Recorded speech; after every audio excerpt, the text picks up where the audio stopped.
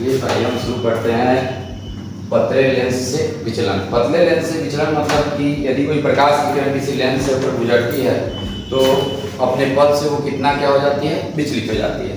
तो कितना विचलित हो जाती है, तो कोई भी लेंस होगा तो वो अपवर्तन की क्रिया करता है, तो अपने पथ से किसी न किसी प्रकाश की किरण को या तो अपने से अविलंब की तरफ खींचेगा, नहीं तो अविलंब से क्या हटाएगा, दूर हटाएगा। तो उस कंडीशन में कहता है कि पतले लेंस से विचलन के लिए आपको एक डेरिवेशन निकालना है, फॉर्मूला निकालना है कि आखिर विचलन कोण कितना होगा। यदि लेंस के द्वारा विचलन होता है तो विचलन किन बातों पर क्या करता है, निर्भर करता है। तो उसके लिए सबसे पहले हम एक उत्तल लेंस लिए हैं। उत्तल लेंस है जिसकी फोकस दूरी क्या है, f है। अब उस उत्तल लेंस के प्रधान अक्ष पर एक बिंदु रखा गया है, जो बिंदु क्या है, वो है उससे निकलने वाले प्रकाश की जो आपतित किरण होगी, वो आपतित किरण जैसे ही किसी लेंस पर पड़ती है तो वो क्या होती है, लेंस से क्या होता है, लेंस के तरफ क्या होता है, नीचे की तरफ क्या होता है, मुड़ जाता है, क्योंकि ये क्या है, अभिसारी लेंस है। तो अभिसारी लेंस है तो अपने लेंस के क्या होगा, प्रधान अक्ष की तरफ मुड़ेगा। तो उस कंडीशन में फोकस पे जाकर कहीं न कहीं मिलेगा। तो यहाँ कहता है बिंदुवत वस्तु है, तो बिंदुवत वस्तु से निकलने वाली जो आपतित किरण होती है, यदि लेंस के कारण विचलित होकर अपवर्तन के बाद अपवर्तित किरण क्या होती है, ये जो MP है वो MI जो है क्या है, आपका अपवर्तित किरण है, जो नीचे की तरफ क्या होती है, जाती है।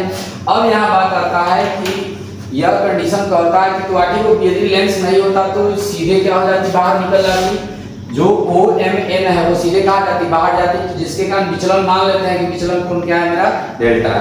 अब इस कंडीशन में यदि हम चलते हैं तो अब मान लेते हैं कि माना कि यह क्या उत्तल लेंस है। उत्तल लेंस के प्रधान अक्ष पर एक बिंदुवत वस्तु हो रखी हुई है, जिससे निकलने वाली आपतित किरण लेंस से अपवर्तन के बाद M बिंदु पर आपतित होती है। अपतन बिंदु के से क्या होती है, मुड़कर क्या होती है, I बिंदु पर वस्तु का क्या बनाती है, प्रतिबिंब बनाती है।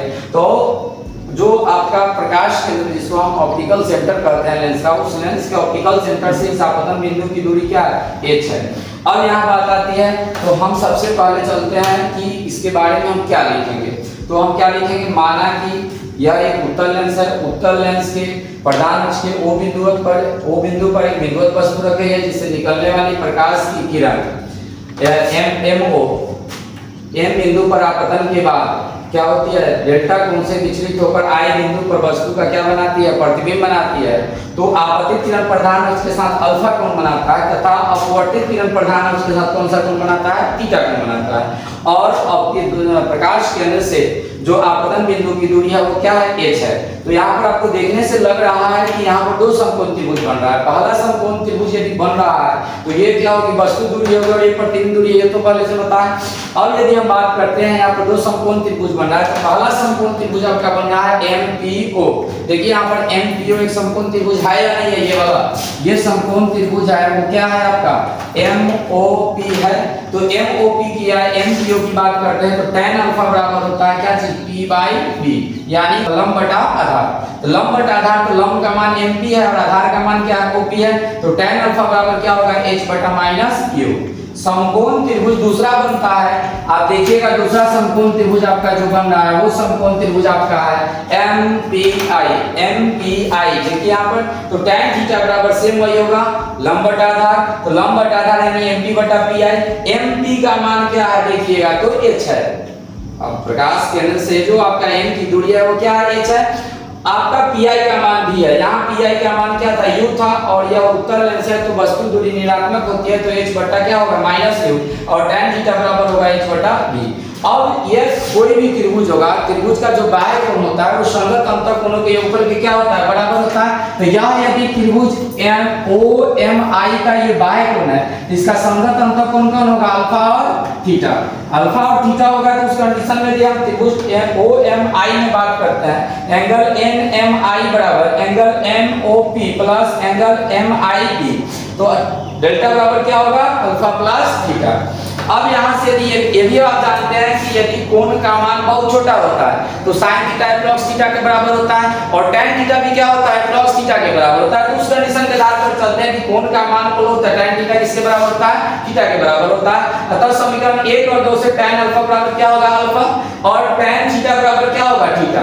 अल्फा का मान आपका क्या होगा, h/-U, थीटा का मान क्या होगा, h/b। अब समीकरण 3 जो माना गया है, यहाँ पर देखिए डेल्टा बराबर अल्फा प्लस थीटा को हम क्या माने हैं, समीकरण 3 माने हैं। यदि समीकरण 3 में हम थीटा और अल्फा का मान रखते हैं तो डेल्टा बराबर क्या आएगा, h/-U प्लस क्या होगा, h/b बटा बी। अब h दोनों में है, कॉमन होगा तो क्या होगा 1 बाई बी प्लस में था और 1 बाई यू माइनस में था, तो डेल्टा बराबर क्या होगा h into 1 by v minus 1 by u. और लेंस में लेंस सूत्र जो कहता है 1 by v minus 1 by u बराबर 1 बाई f। अब 1 by v minus 1 by u किसके बराबर है, तो 1 बाई f के बराबर है, तो 1 by v minus 1 by u की जगह पर हम क्या लिख सकते हैं, डेल्टा बराबर h गुना 1 बाई f, यानी कि डेल्टा बराबर h बाई। तो डेल्टा जो है विचलन कोण किस पर निर्भर करता है, तो विचलन कोण निर्भर करता है केंद्र से जो आपका आपतन बिंदु की दूरी होगा उसके ऊपर, और नहीं तो उस लेंस के किसके ऊपर, फोकस दूरी के ऊपर। कोई भी विचलन यदि विचलन होगा तो वो विचलन निर्भर करेगा, प्रकाश की किरण का विचलन हो रहा है तो अपवर्तन विचलित हो रही है, तो विचलन यदि होगा तो निर्भर करेगा वो प्रकाश केंद्र से आपतन बिंदु की जो दूरी होगी उसके ऊपर, कितना दूर पर वो क्या हो रहा है उस वस्तु पर, लेंस पर पड़ रहा है। दूसरा निर्भर करेगा उस लेंस के फोकस दूरी पर। ये फाइंड आउट करना था, दैट्स ऑल।